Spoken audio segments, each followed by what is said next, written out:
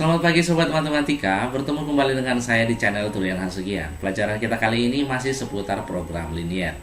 Di dua video sebelumnya, kita masih hanya membahas bagaimana menggambar grafik pertidaksamaan linear dua variabel dan bagaimana mencari pertidaksamaannya apabila diketahui gambarnya. Untuk pembahasannya, linknya nanti bisa kalian cek di kolom deskripsi. Dan di video yang ketiga ini, kita akan mencari nilai maksimum ataupun nilai minimum, atau sering juga kita sebut sebagai nanti nilai optimum dari permasalahan program linear yang diberikan.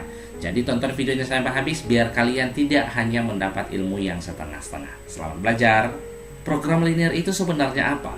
Program linear adalah bagian dari matematika terapan dengan model matematika yang terdiri atas persamaan-persamaan atau pertidaksamaan linear yang memuat pembuatan program untuk memecahkan berbagai masalah sehari-hari.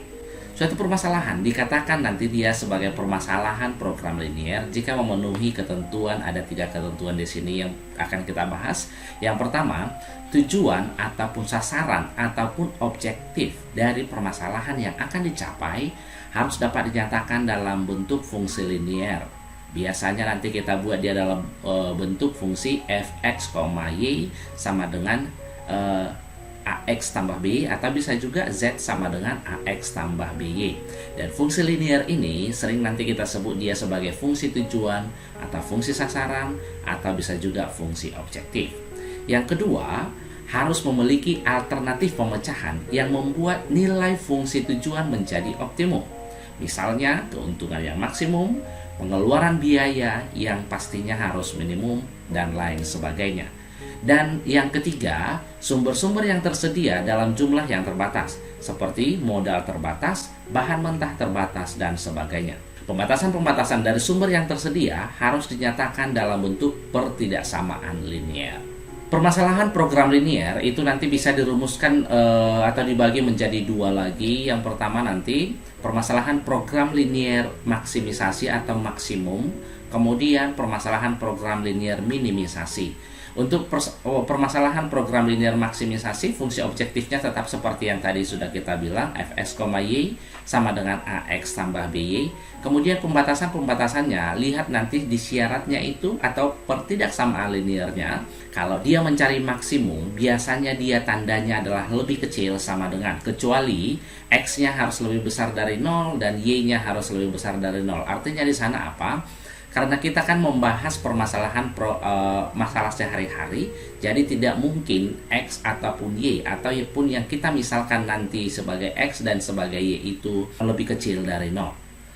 Kemudian untuk permasalahan program minimisasi itu hanya masalah di syarat-syaratnya. Syarat-syaratnya itu biasanya dia lebih besar sama dengan, ya, sedangkan X dan Y-nya itu pun harus tetap positif.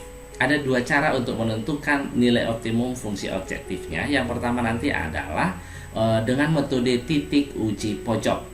Yang kedua nanti dengan garis selidik. Oke, dengan metode uji titik pojok ini, yang pertama yang harus kita lakukan adalah kita harus mencari titik-titik pojok atau ekstrim dari kendala. Nanti di contoh lebih jelasnya nanti akan saya buat.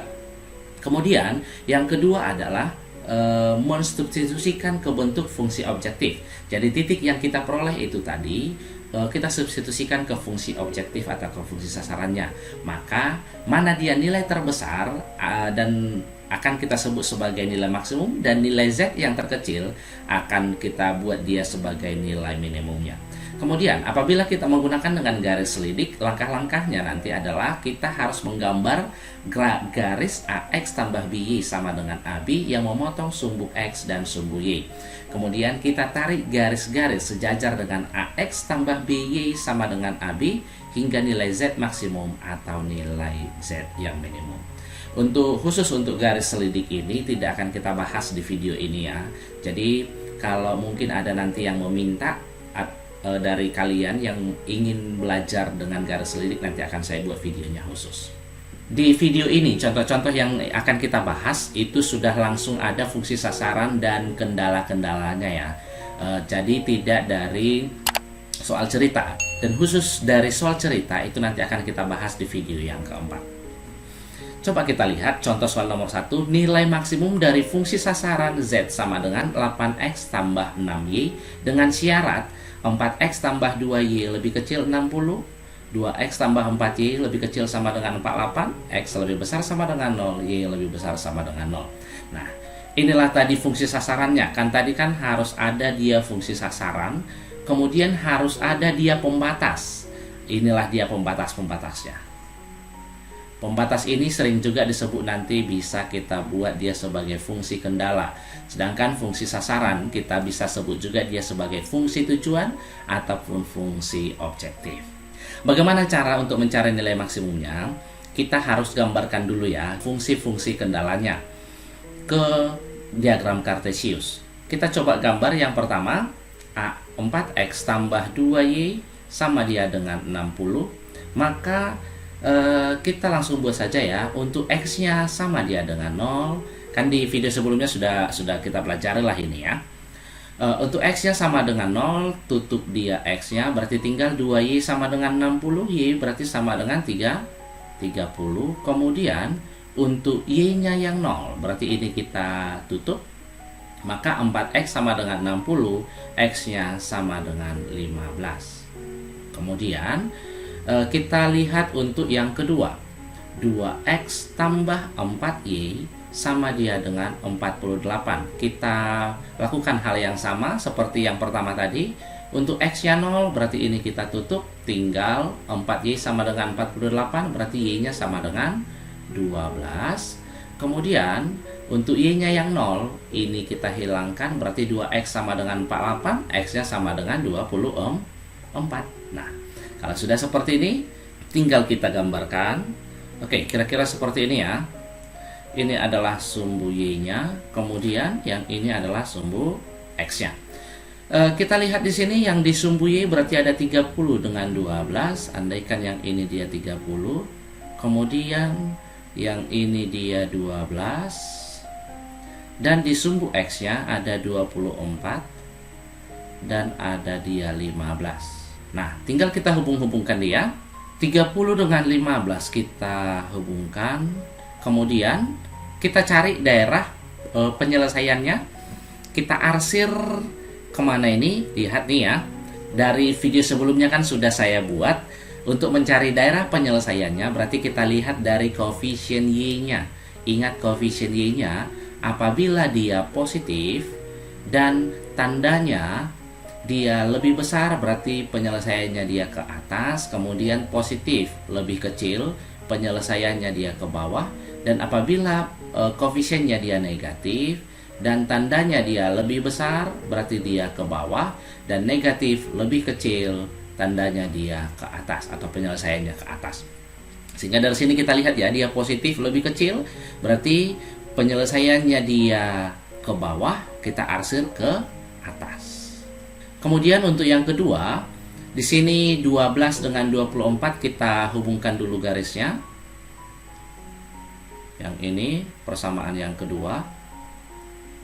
Oke, dia juga positif, lebih kecil, berarti diarsir dia penyelesaian dia ke bawah, kita arsir berlawanan, yaitu ke atas.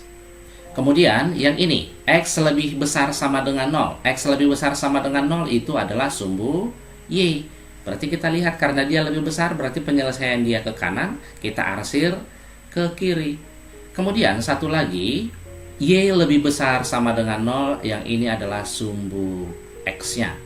Berarti penyelesaiannya dia ke atas, kita arsir ke bawah. Nah, ini kan sudah jelas, yang mana dia daerah penyelesaiannya adalah daerah yang kosong ini. Apabila daerah penyelesaiannya sudah ketemu, berarti kita lihat titik-titik ujungnya atau titik-titik pojoknya.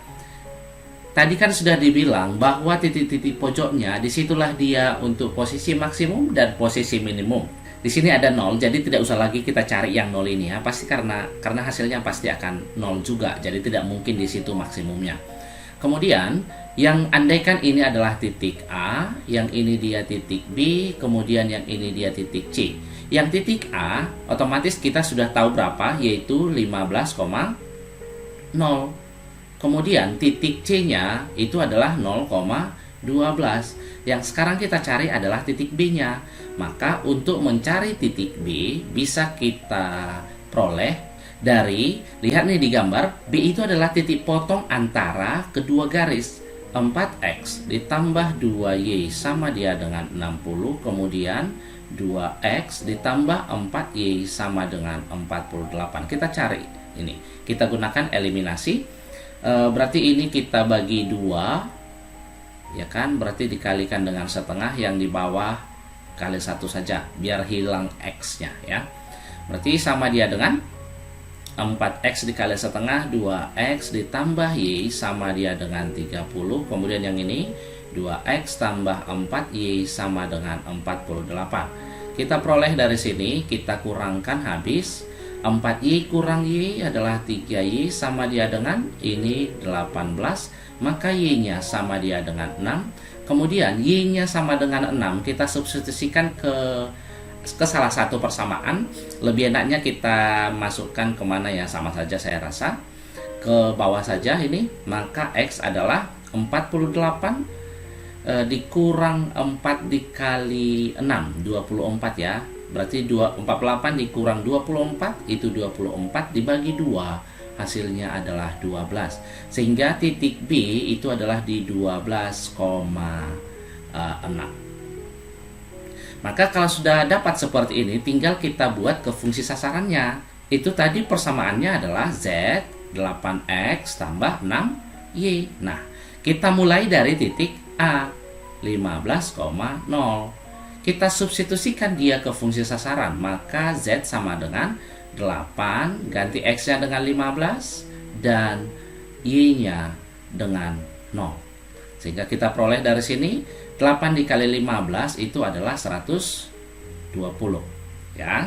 Kemudian untuk yang titik B-nya 12,6, kita masukkan ke Z-nya sama dia dengan 8 dikali 12 ditambah 6 dikali 6. Berarti 8 dikali 12 kan 96, ditambah 36 sama dengan 132.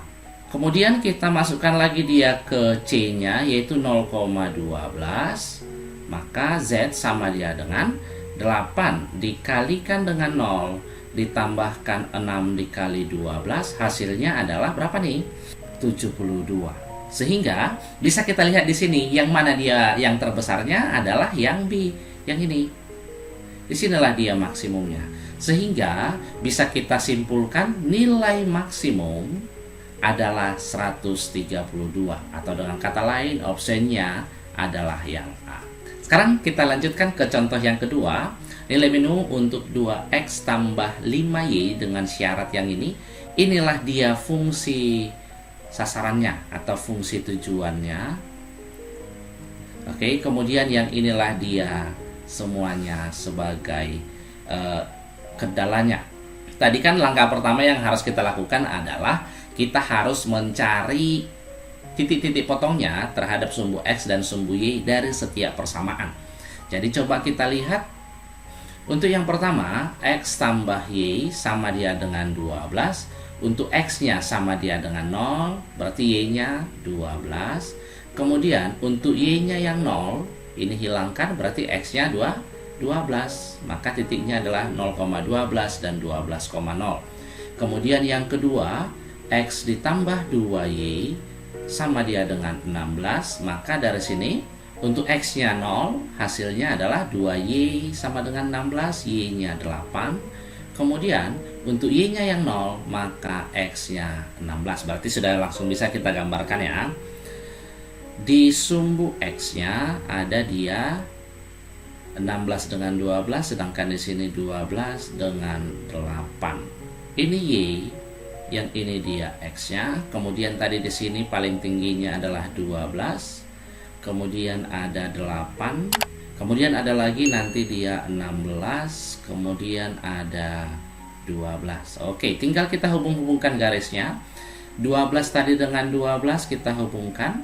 Kemudian 8 dengan 16. Oke, tinggal kita cari daerah-daerah penyelesaiannya. Untuk persamaan yang ini tadi adalah persamaan dari X tambah Y lebih besar dari 12. Lihat, dia positif, Y-nya positif lebih besar, berarti penyelesaiannya dia ke atas. Maka kita arsir yang berlawanan atau ke bawah. Yang kedua, yang ini tadi persamaannya adalah X ditambah 2Y lebih besar sama dengan 16. Dia positif lebih besar, berarti penyelesaian dia ke atas, maka kita arsir berlawanan yaitu ke bawah.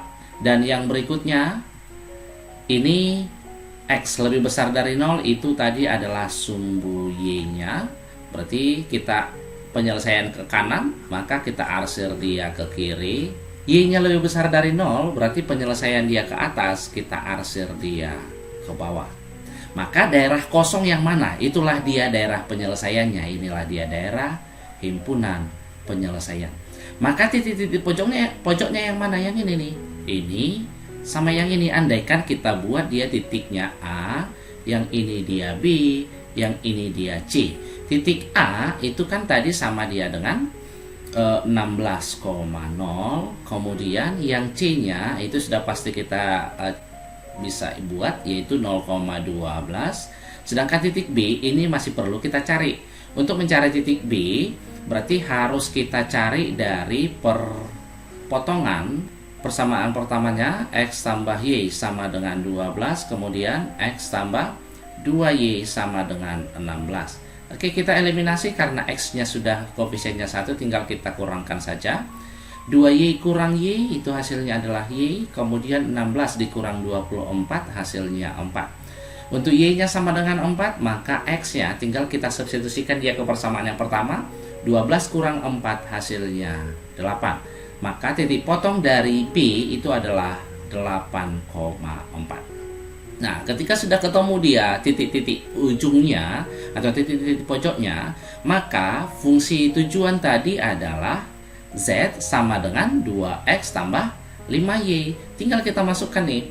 Untuk titik A 16,0, ganti X-nya dengan 16, Y-nya dengan 0. Berarti 2 dikali 16 ditambah 5 kali 0. Hasilnya sama dia dengan berapa nih? Ini 0, berarti 32.